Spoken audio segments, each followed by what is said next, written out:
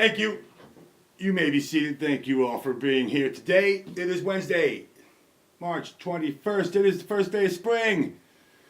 But it's freezing in New York today. It's going to snow. We're all headed for a big old another nor'easter. But we don't care about that today because today we'll be calling the case of NCAA Men's Basketball-Sweet 16, which means it's tournament time around here. Court is in session. Let's get started today. Opening statements. We continue our coverage of the NCAA tournaments. All four of them, in fact. But, of course, today we're going to be talking about the big boy tournament, the NCAAs. We are down to the Sweet 16, and wow. Thursday night is going to be a big night around the landscape of college basketball, of course. Man, where do you go from here? All these teams that have gotten here have certainly earned their way here. It creates there's storylines all over the place. Before we get there, 4 games on Thursday. The South and the West region will play out before the East and the West, East and the Midwest region both work out on Friday. So let's take it to the Board of Trustees, and we'll see what kind of games and lines we have as we discuss everything that's going on. And I do swear to tell the truth, the whole truth, and nothing but. That's right. All right then. First case on the Board of Trustees today. Pitts the 11 seed Loyola Chicago Ramblers taking on the Nevada Wolfpack, a 7 seed. Did you have these two in your bracket? You did not. You did not. You're just like everybody else in the country whose bracket got destroyed. Why you waste your time with that? I certainly don't fill out brackets anymore. I stopped doing that when I was 12. You're kidding me. You go ahead and pick 65 games before they happen. You have no shot. Just bet the games as they go because that's where the money is. There's no money in brackets. What? Take your $5. Go play Powerball. Brackets. Shut up. You're not good enough for college basketball to do out filling out brackets, baby. All right. So, wow, this is great. The Loyola Chicago and Nevada game, obviously the storyline, Sister Jean. She's the talk of the tournament.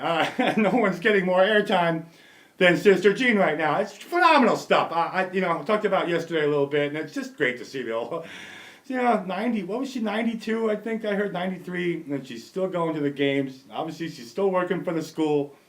Phenomenal stuff, man. I love it. Obviously, they give the Volunteers all they can handle, too.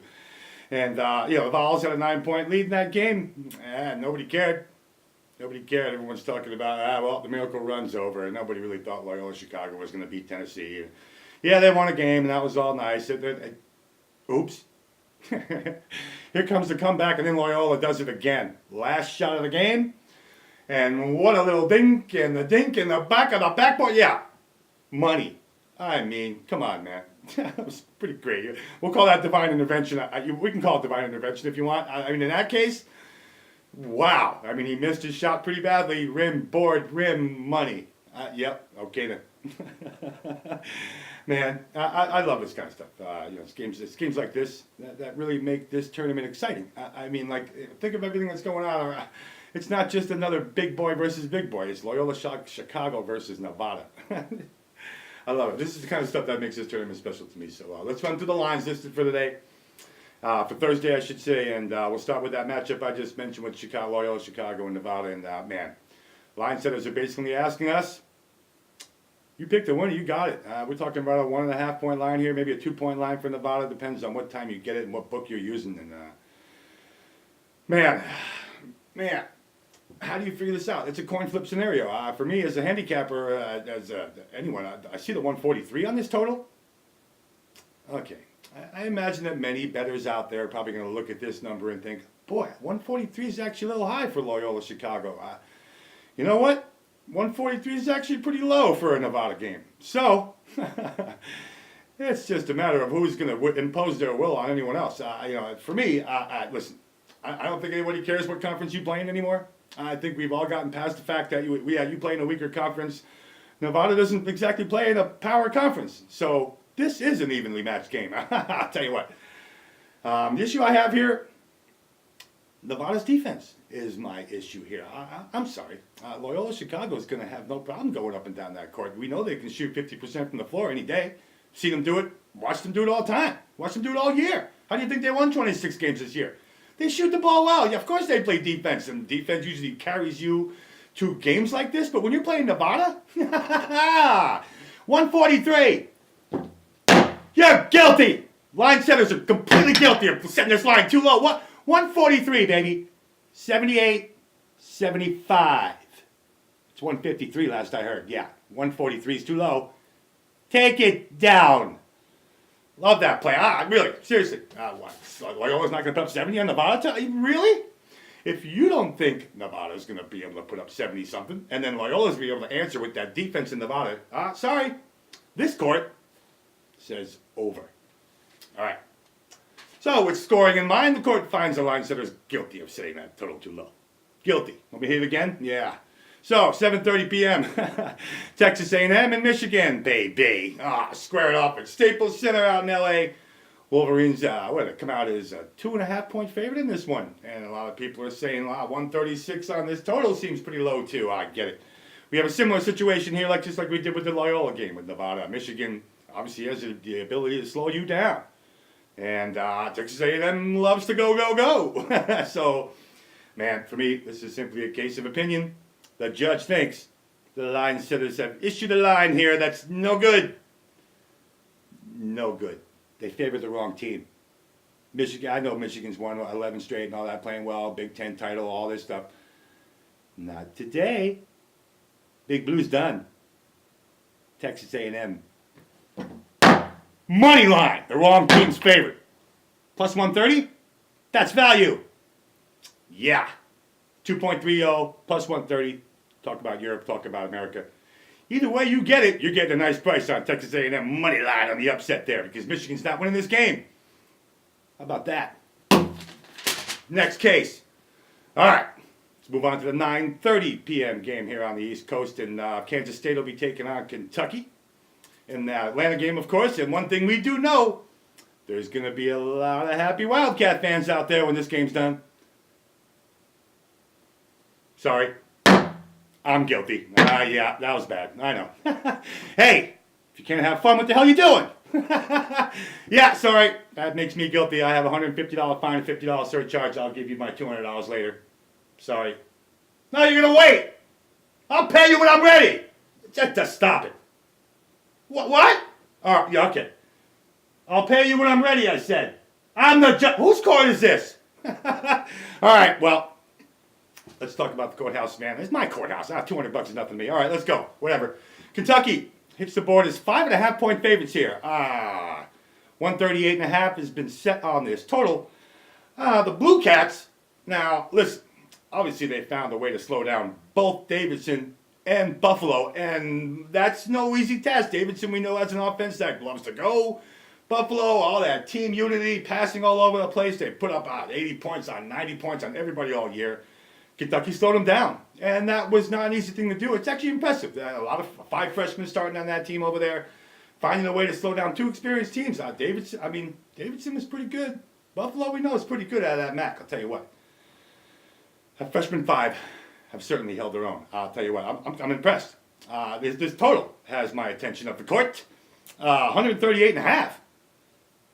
That makes no sense to me. Listen, that makes no sense to me. We find the line setters guilty once again. I'm setting this total too low. 138.5. No. 138.5 is too low. It's a game in the 70s again.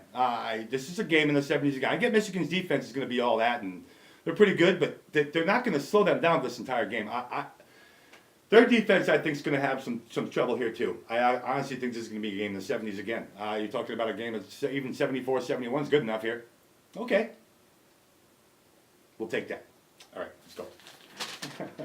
Fourth and final game of the day, NCAA tournament. Man, comes to Staples Center again after that Loyola Nevada game takes place.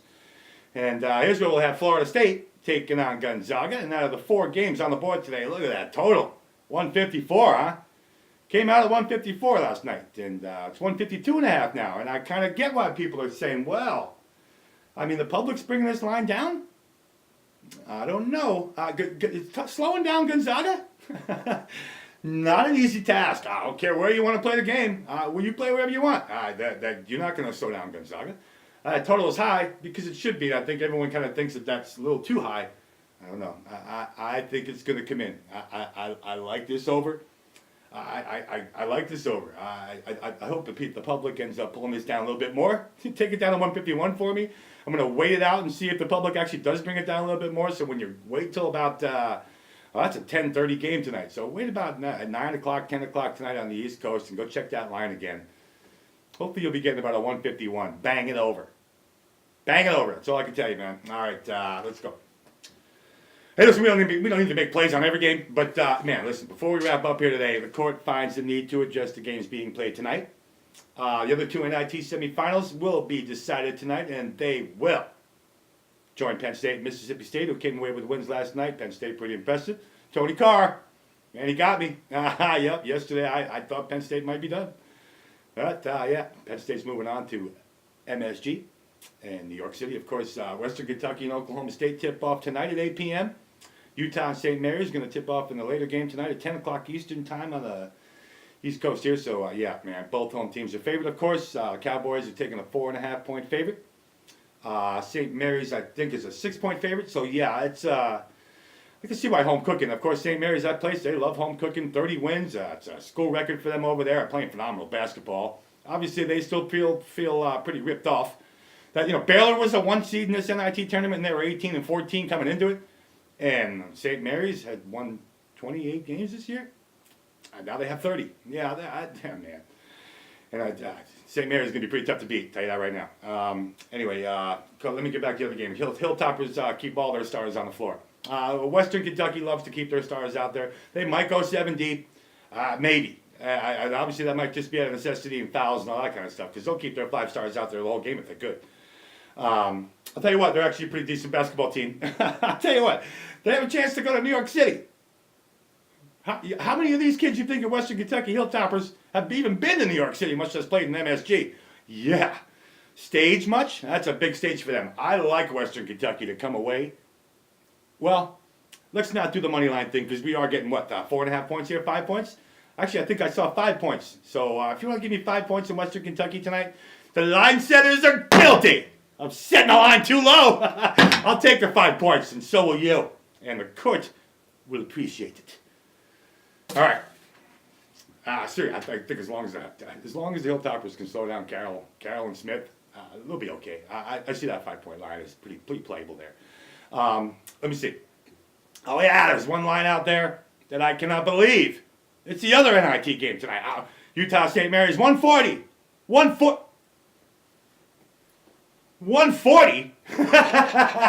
No! That's entirely too low. Listen, 140, people. That's the best play on the board tonight, despite the college tournament tomorrow, all that stuff. Tonight, before you go to bed, slap your money on the over. Because the line setters are once again guilty of setting the line too low. I love it, man. 140 is sold. I love it. You have to have it. I know this isn't an auctioneer over here, but tell you what, sold for me. All right, listen. I have hockey plays on the board tonight, of course. Cashed that salami again last night again. How many goals? 77 goals last night. Yeah. All right, listen. We have 2 college insider games.